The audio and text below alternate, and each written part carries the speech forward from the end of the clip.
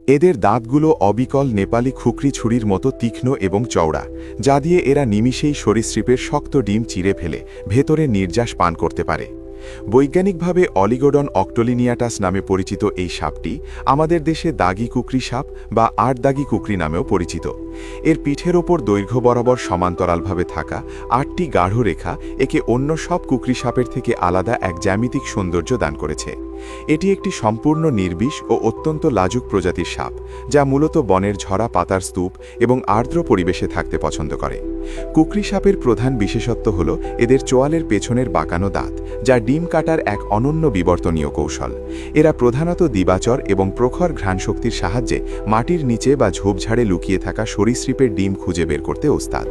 এদের শান্ত স্বভাব এবং অনন্য আত্মরক্ষণ কৌশল এদেরকে সাপেদের জগতে এক স্বতন্ত্র আভিজাত্য দান করেছে।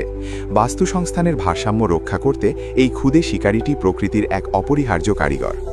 বাংলাদেশের প্রেক্ষাপটে অলিগোডন অক্টোলিনিয়াটাস অত্যন্ত দুর্লভ একটি প্রজাতি হিসেবে বিবেচিত। আমাদের দেশে মূলত ডোরা কাটা বা পাতি কুকরি বেশি দেখা গেলেও এই বিশেষ আটরেখা বিশিষ্ট প্রজাতিটি মূলত দক্ষিণ পূর্ব এশিয়ার বনাঞ্চলের বাসিন্দা।